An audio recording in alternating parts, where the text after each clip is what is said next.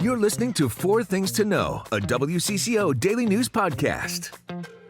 Today is Tuesday, March 17th. I'm Maria Lizignoli. I'm Johnny Connor. Thanks for listening to Four Things to Know. Our top story today. Schools are shut down across one of the state's largest school districts today after multiple threatening voicemails overnight.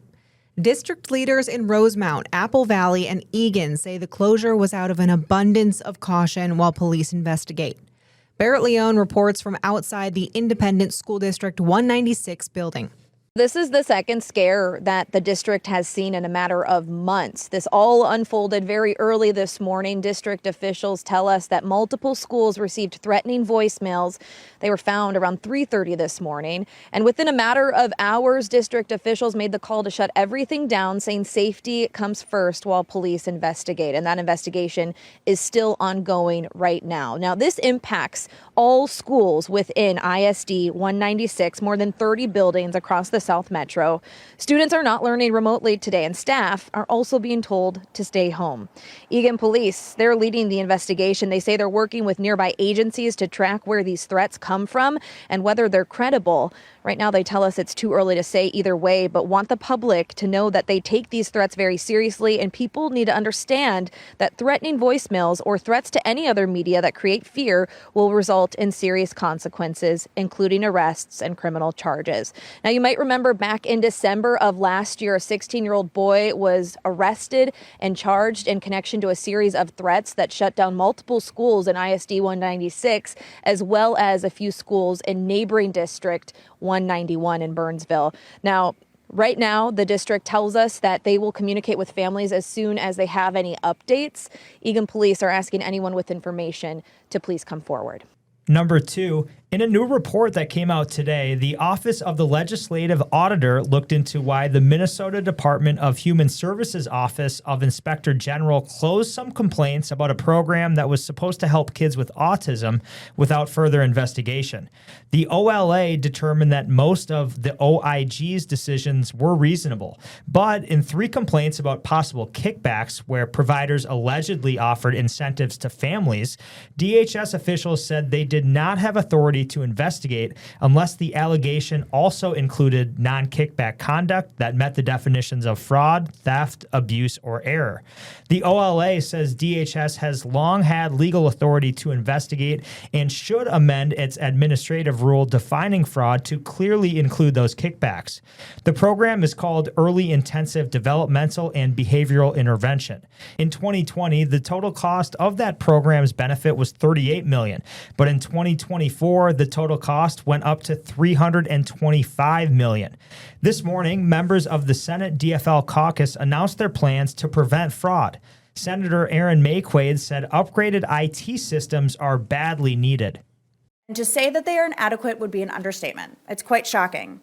On a black screen, a cursor blinked over spaces where staff manually enter names, codes, case numbers, and in the corner of the screen, right next to the Minnesota Department of Human Services, it says copyright 1994. It is 2026. We cannot attempt to provide services using technology that's 5 years away from being ready for Y2K. And I actually think the technology we had before this system was called paper. The Senate DFL caucus says they know Minnesotans are angry about fraud, and the senators say they have come up with a package to strengthen oversight, improve transparency in government, modernize their systems, and hold bad actors accountable. While that report came out today, there are several cases for why this report was needed, according to state auditors. These cases aren't explicitly listed in the report, but they are examples. So 2 people pleaded guilty to wire fraud after claiming to provide services for children with autism. A woman, Asha Farhan Hassan, pleaded guilty late last year. And then earlier this month, a man, Abdi Najib Yusuf, did the same. According to the federal indictment, Yusuf would recruit families to his company's Star Autism Center. And if they didn't have a diagnosis, prosecutors say that he would work with service professionals to get children qualified and then submit millions of dollars in claims for Medicaid reimbursement. And they say that he'd then share kickback payments to parents. And in that case, he collected more than $6 million. We know that he didn't get everything that he billed for. The state did deny at least $1.2 million over 2 years. But that's just one example of the fraud that they're talking about within this government program. Number 3 today, lawmakers heard a bill that has to do with privacy and your car. House Democrat Brad Tapke authored a bill for clear restrictions on the use of license plate data by both law enforcement agencies and private entities like Flock. The tech company Flock has used automatic license plate readers to help carry out the Trump administration's immigration agenda here in Minnesota. That's according to the American Civil Liberties Union. The bill had its first hearing last week on Thursday, and this morning it was presented in the House Judiciary Committee. Representative Tapke held a press conference on why he says this bill is needed. We also heard from Nate Braunhut from Shakopee. He believes his license plate data was used by ICE agents to actually intimidate him. License plate data is being misused. So Minnesotans expect that when they get a license plate, when they're driving through the state of Minnesota, that they will have an expectation of privacy. But that private data, names, addresses, information about those people are being absolutely misused across the state and across the country. On the morning of February 15th, I was driving around Shakopee looking for potential ICE activity. I came across a blacked out SUV with an out-of-state plate. As we drove, it became very, very apparent that I was being led by a federal agent to my home. When we got there, we parked in front of my house and sat for a period of time. I was absolutely enraged that an armed federal agent had taken this blatant act to try to instill fear and intimidate me and had rolled up in front of my house. We sat there for a period of time, and I started to wonder, how did we get here? And the only thing I could rationally surmise is that he accessed my identity by my license plate. And number 4 today. Funeral arrangements have now been finalized for the Minnesota soldier killed in Kuwait. Master Sergeant Nicole Amor of White Bear Lake died in an Iranian drone attack in a command center on March 1st. She was 39 years old, and she leaves behind a husband, a son, and a daughter. This Thursday, there will be a public visitation from 2 to 6 at Mueller Memorial in White Bear Lake. A memorial service is planned for noon on Friday at Eagle Brook Church, also in White Bear Lake. Sergeant Amor's family is going to have a private gathering at Fort Snelling National Cemetery. Those are the 4 things to know today. Now let's check in on our next weather forecast. Hi, I'm next weather meteorologist Lisa Meadows. Forecast for tonight dropping down to 17, your overnight low after some light snow this evening. Tomorrow we'll see those temps climb back to 40 and a warming trend into the weekend. And now, here's more to know. A bill designed to plug a ghost gun loophole in state law is advancing to the Minnesota Senate floor. Ghost guns are firearms that are privately assembled from parts, including 3D printers. They also don't have a serial number, like you see on guns you buy from a licensed dealer. Last year, the Minnesota Supreme Court ruled it is legal to have these untraceable guns because Minnesota doesn't have a clear law. DFL Senator Ron Latz says this bill would make it a felony to have or sell a ghost gun and require existing unmarked firearms to get a serial number to comply with the changes. That's the only way to trace them in the event their firearm is used in the commission of a crime. I don't think that there are any infringements on any of the constitutional rights, certainly not under a theory that firearm possession and manufacture can be reasonably regulated.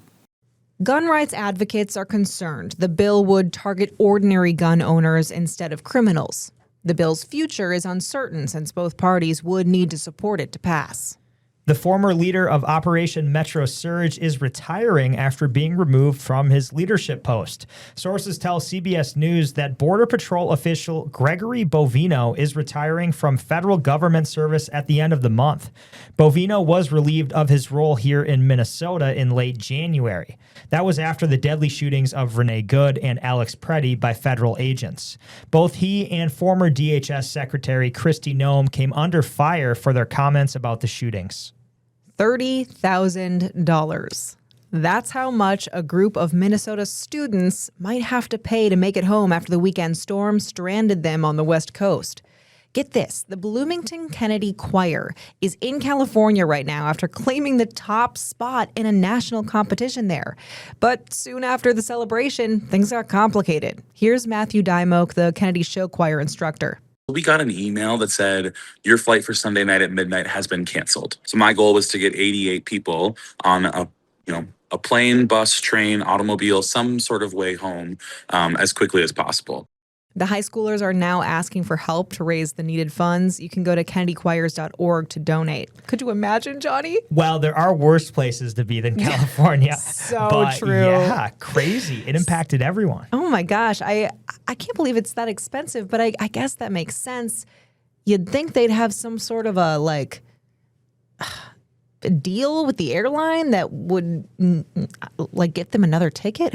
I don't know. Bizarre. I'm confused. Bizarre. Yeah, donate to help them out. And speaking of the snow, digging out from that snowstorm like we had over the weekend, no easy task. No. Volunteers known as snow angels, though, are stepping up to help out. In St. Paul, 22 neighbors are waiting for help, and with more snow on the way tonight, snow angels like Melissa Wenzel are hoping for even more volunteers. The list is long right now. There's a lot of folks that need help. If I could personally help everybody who needs help, I'd be busy for about a solid week. And over in Minneapolis, the group is in its first year. It's part of a city program that's aimed at improving public safety and accessibility. Through the partnership, the group did receive a $5,000 grant that they used for safety equipment. We have about 15 snow angels that volunteer their time with us, and we have shoveled this season probably, I think, about 44 sidewalks and driveways and paths. That was another snow angel named Sophie Sue. She says they are always looking for volunteers and are accepting applications from those who need the help. We've got the details on our website, WCCO.com. And this snowstorm was one that you had to plow at least twice throughout Sunday. It just kept on going. Just kept on going. And Joseph Dame said this morning, it was that heavy, wet snow. So it was really hard for a lot of people. And, if you're old or if you have some sort of an ailment, it can be quite impossible. Yeah, so this is really important help. Absolutely. So, okay. Couple that weekend snowstorm with the ongoing partial government shutdown and then sprinkle in some spring break, you get the perfect storm for airport security workers. TSA workers are now entering their second month without a paycheck. And that's leading to some staffing struggles and longer security lines in certain cities. The vice president of the TSA union, Ruark Hodup, tells WCCO Homeland Security is now requiring anyone calling sick to have a doctor's note. I just got off the phone here about 5 minutes ago with our local TSA president there in Minnesota, and he was telling me, he's like, our staffing is pretty low. Democrats are demanding reforms to ICE before voting to fund the Department of Homeland Security. Maria, let's talk sports. The Minnesota High School State Boys Basketball Championship just days away. Now listen to this. The Northfield boys basketball team beat rival Austin in the section final. Now they're off to the state tournament for the first time since 1932. Wow, that's a long time. And if they can go on to win the tournament, it would be their first ever state title. Tyler Hupton, a senior guard on the team, says they're pretty excited about it, as you can imagine. We've done something that hasn't been done in 94 years, which is really, really special. And we've all been working for this for years and years. And to have that hard work finally pay off, it's something else awesome to be like a part of the team that made history. The tournament begins on March 24th. You can catch games at Williams Arena, Target Center, and Concordia University. Speaking of basketball, the Wolves host the Phoenix Suns tonight, but Ant, he's out. He's dealing with a sore right knee. The Wolves are just 6-4 this season when without him, so not terrible, but not great. Tip-off tonight at 7 at Target Center. Meanwhile, the Minnesota Wild, they're in Chicago tonight. Not a bad place to play on St. Patrick's Day, right? No, absolutely not. Hopefully they haven't been partying too much, though, because they need a win. They've lost 3 in a row. That's at 6:30. 3 in a row? Yeah, don't have too many green beers tonight, guys. It's time to take a breath with your Daily Bright Spot. Speaking of green beers, happy St. Patrick's Day, Johnny. Happy St. Patrick's Day. Do you plan on celebrating tonight? I might get a Guinness or 4. Classic. Or 4.